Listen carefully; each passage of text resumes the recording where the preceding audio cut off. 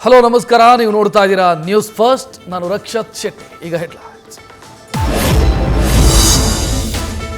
ಮುಂದಿನ ವಾರವೇ ಭೂಮಿಗೆ ವಾಪಸ್ ಆಗಲಿದ್ದಾರೆ ಸುನಿತಾ ವಿಲಿಯಮ್ಸ್. ಮಾರ್ಚ್ 19ರಂದು ಮರಳಿ ಬರೋದು ಬಹುತೇಕ ಫಿಕ್ಸ್. ಸ್ಪೇಸ್ ಎಕ್ಸ್ನ ಕ್ರೂ 10 ಮಿಷನ್ ಮೂಲಕ ಗಗನಯಾತ್ರಿಗಳನ್ನು ಕರೆತರಲಿರೋ ನಾಸಾ ಬಂದ ಮೇಲೂ ಎದುರಿಸಬೇಕು ಹಲವು ಸವಾಲು. ಮಕ್ಕಳು ಸರಿಯಾಗಿ ಓದ್ತಿಲ್ಲ, ಒಳ್ಳೆ ಮಾರ್ಕ್ಸ್ ಬರ್ತಿಲ್ಲ ಅಂತ ನೀರಿನ ಬಕೆಟ್ನಲ್ಲಿ ಮುಳುಗಿಸಿ ಕೊಲೆ. ನಂತರ ತಾನು ಆತ್ಮಹತ್ಯೆಗೆ ಶರಣಾದ ತಂದೆ.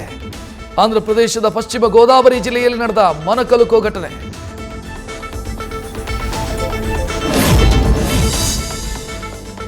ರನ್ಯಾರಾವ್ ಗೋಲ್ಡ್ ಸ್ಮಗ್ಲಿಂಗ್ ಪ್ರಕರಣ 2021ರಿಂದ ಎಲ್ಲೆಲ್ಲಿಗೆ ಪ್ರಯಾಣ ಮಾಡಿದ್ಲು ನಟಿ ಅನ್ನೋ ಬಗ್ಗೆ ವಿವರ ಕಲೆ. 2023ರ ಜೂನ್ನಿಂದ ಈವರೆಗೆ 52 ಬಾರಿ ದುಬೈಗೆ ಟ್ರಾವೆಲ್, 45 ಬಾರಿ ಸಿಂಗಲ್ ಡೇ ಪ್ರಯಾಣ ಮಾಡಿರೋ ರನ್ಯಾ.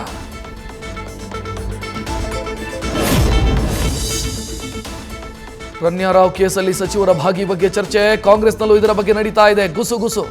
ಇದೇ ಕಾರಣಕ್ಕೆ ಡಿಸಿಎಂ ಡಿನ್ನರ್ ಮೀಟಿಂಗ್ಗೆ ಕೆಲ ಸಚಿವರು ಗೈರಾದ್ರ ಅನ್ನೋ ಚರ್ಚೆ ಮುನ್ನೆಲೆಗೆ.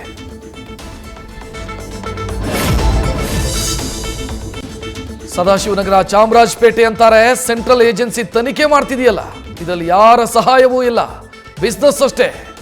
ನಾವು ಹೇಳ್ತೀವಿ, ಬಿಜೆಪಿಯವರು ಹೇಳ್ತಾರೆ. ಗೋಲ್ಡ್ ಸ್ಮಗ್ಲಿಂಗ್ ಕೇಸ್ ಬಗ್ಗೆ ಸಚಿವ ಸತೀಶ್ ಜಾರಕಿಹೊಳಿ ಪ್ರತಿಕ್ರಿಯೆ.